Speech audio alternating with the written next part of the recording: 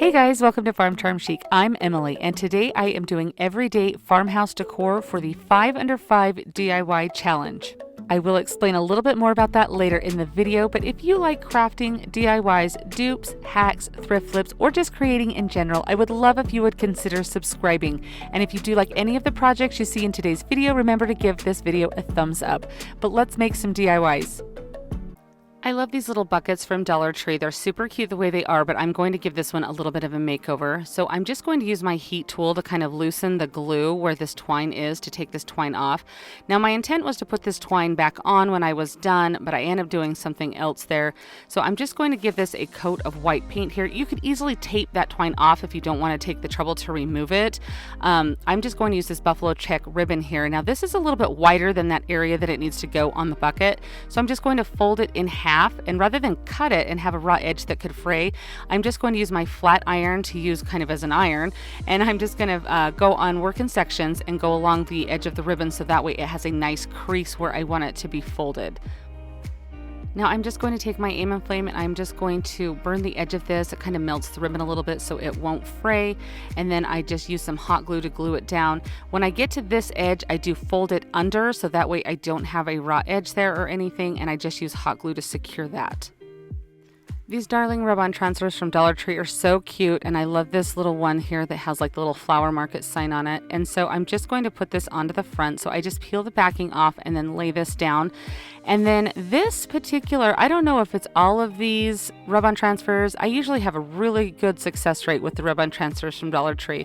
But you just take like a wooden stick and you're just kind of rubbing over the areas. And this one took a little bit of time, maybe like 15 minutes or so for me to kind of work with it. And it still doesn't end up perfect like I would have liked, but just work slowly in sections. And I like to use the wood craft tool or your fingernail or something to kind of get it good. You can see where it kind of peeled up my paint. So I've used these a lot, and so I was just going off my past experience. So I don't know if I didn't let my paint dry enough or exactly what it was, but you can kind of see it was giving me a little bit of trouble. So just be patient. You can go in and lay it back down, and you can kind of see when I take it off here, the W wasn't so great. So I just go back in and I'm just going to have to touch these little areas up with a little detail brush, which is fine. That's part of the fun of having it be like a country or farmhouse look, is that it doesn't have to be perfect.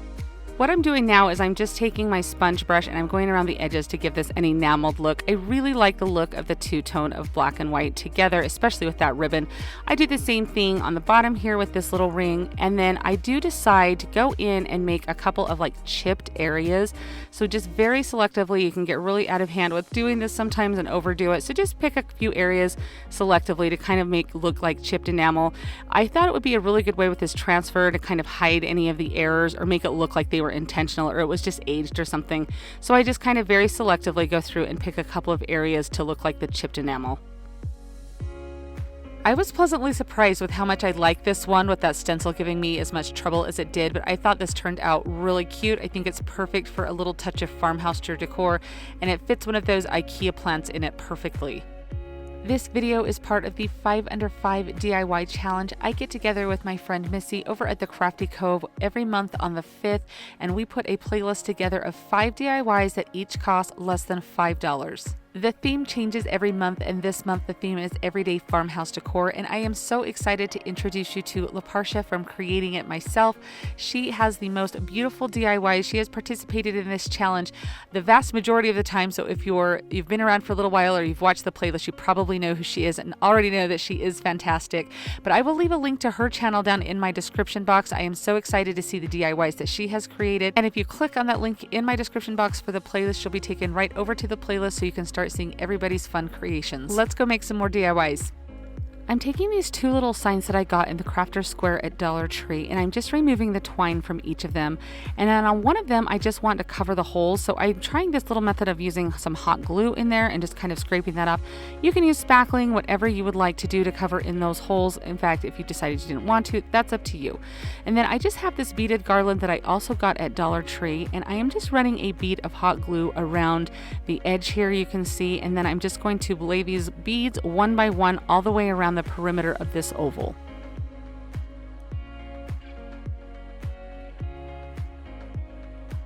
Now I was one bead short from having this completely come together, so you could space this accordingly or just kind of measure it out in the beginning. I did have some extra beads, so you may need 2 strands to do this if you really want to be exact with it. And you can just kind of see that bead fit perfectly in there. And then I just go around the inside of it with some hot glue to help make sure these are all adhered really well. On the top layer, I'm just putting some glue around the whole perimeter here, and then I'm just going to turn this over and set it on top of all of those beads there, and then the beads are sandwiched between these 2 little oval signs. Now, yeah, I can use these little same beads from Dollar Tree, but I had some bigger ones that I wanted to use, a little bit chunkier beads, so it's up to you what size of beads or how you want to do your feet on here. But you want something to kind of rise this up off your surface, so I'm just using some hot glue to glue these in. I just kind of space them accordingly. Now I just paint mine a white color. You can stain it whatever you want to do, and I am just taking my emery board and roughing up the front part of all those beads that are exposed there. And then I'm just going to dry brush some mineral chalk paint on there, and I also go over with some white to kind of give it a little whitewashed look over that distressing. I love how the texture and the detail came out in this one. This just screams farmhouse to me. I think it is so cute and it's perfect. It's like a staple piece that you'll use all year long in a lot of different decorating, and it's just a cute way to kind of display a little vignette. I love picking up these tag-shaped signs at Dollar Tree. They're so fun to give a makeover to. So I'm just going to try and peel this front of this sign off here, which I feel like the majority of the time, this is exactly what happens. You think you're going to get it, and then it just rips, and there's no way to get the rest of it off. So I'm just cutting some craft paper down to size and just putting some hot glue around the edge, and then I will just lay that craft paper down on the top, and the front of the sign will now become the back of our sign. And what I do here is I'll just cut this paper down to size after I get it adhered, and then I just take my emery board and go around the edges to give it a nice, crisp, clear look. It gives it that clean edge so it looks like it was made to be that way. I'm just using a skewer to mark where the holes are on the back of my paper. And then I have this paper I got at Hobby Lobby. It looks like galvanized metal, and I thought it would be so cute to have this tag kind of have a galvanized feel. So the same process I did with the back, I just cut this down kind of to size. But on this side, I'm using some Elmer school glue. This is the time of the year to pick the school glue up. You'll start seeing it in the school supply section, and it will go on a really good sale. Pick this stuff up. I love using it for these projects, and I've never had a project where like the glue, like the project is lifted up, if that makes sense. I've never had the paper come off or anything. So you can see I had to piece 2 pieces together there, and I'm just using my brayer to get this really down good to make sure that it's not going to come up or anything. And then the same process, I'll cut off the excess, and then I will go around and file the edges to give it that nice, crisp, clean look.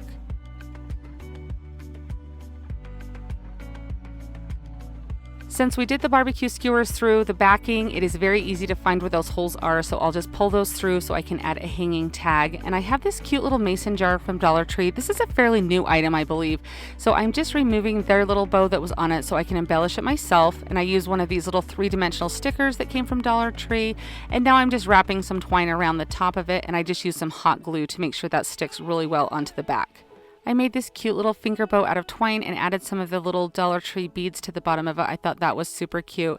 Now just taking some tumbling tower blocks, I'm gluing these onto my sign, and I want this jar to fit at an angle on these. So I put some glue on the bottom of the jar so it can glue to the sign, and then I will have those tumbling tower blocks raise it up so I can change the florals in and out for different seasons, because I thought it would be kind of fun to make this so you could have it for different seasons of the year. So you can see how those florals just tuck right down into there. Now I just use some jute twine and feed it through those holes, and I tie some knots on the front. You could do like embellish this however you wanted. If you wanted like a beaded loop on there would be super cute, rope, anything like that. You wouldn't even have to put one on there. But there we have it. I think it turns out so cute. What do you guys think of this? And I love that I can switch those flowers out, and I really think that paper makes it look like galvanized metal on there. What do you guys think of this one? Are you guys on Instagram? If you are, I would love if you would come and find me. I am Farm Charm Chic over there. I'll leave a link down in my description box so you can easily find me. But come and see what I'm working on. I post there quite a bit. I like to show you things that I'm working on, or when I have videos ready. It's just another place to stay in touch. So if you do come find me, remember to send me a DM and say hi, because I do love meeting new friends.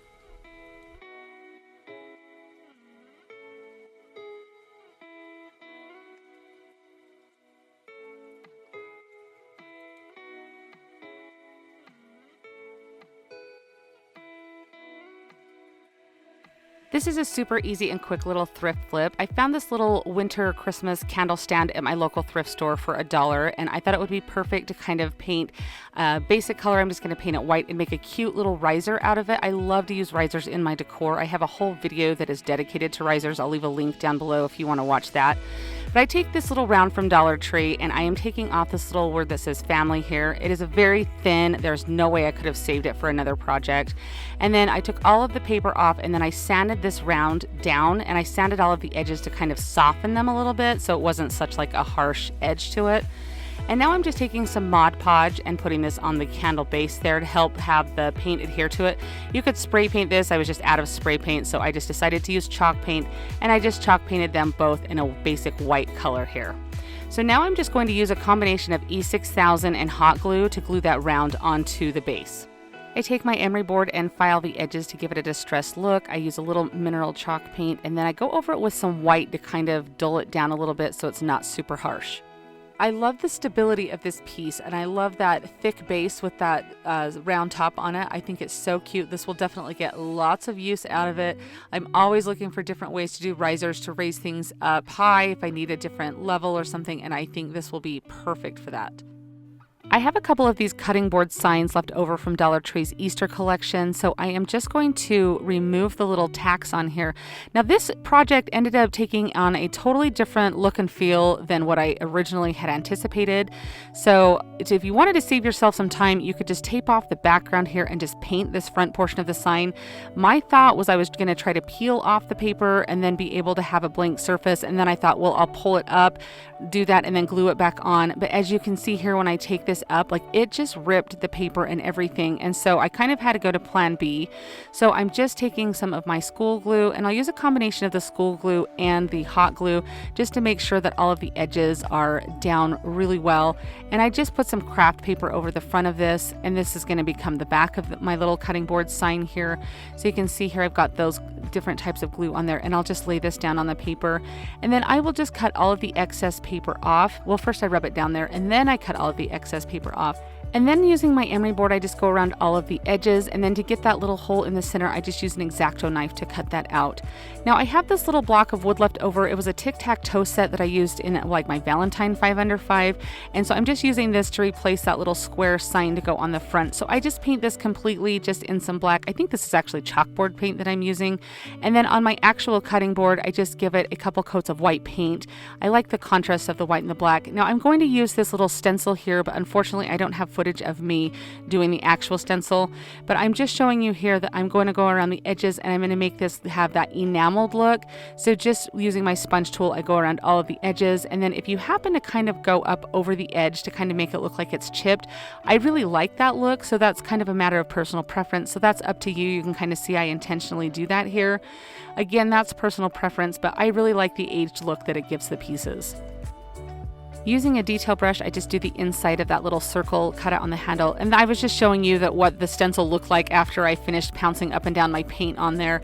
So I just take some hot glue and I glue this little square onto the front of my cutting board. Now I got this big spool of buffalo check ribbon on Amazon, and it's lasted me forever. I'll leave a link to it in my description box, but I just tie a cute little piece on there and cut some little dovetails. I just love the way this turns out. I think it is so cute. It's perfect for a farmhouse kitchen, and I just really love that design that Dollar Tree came out with for that stencil. What do you guys think of this one?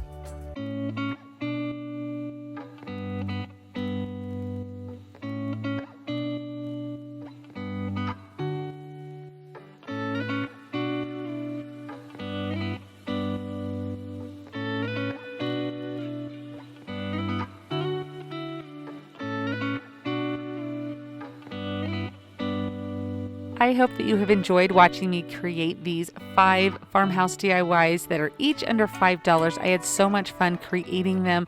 If you had a favorite from today's video, or you're likely to try one of these, I would love for you to let me know which one down in the comments. I will also leave a link to the playlist down in my description box. If you click on that link, it will take you right to the playlist, and you can see all of the other 5 under 5 everyday farmhouse DIY items. There is so much inspiration there, and you're going to love each and every one of them. Again, you guys, I would like to remind you to be safe, be smart, be nice, be happy. Choose to have a good day because you are amazing. Thank you so much, guys. I'll see you next time. If you enjoyed the video that you just saw, here's another one that you might enjoy. And as always, remember to like and subscribe. Thanks so much for watching and have an amazing day.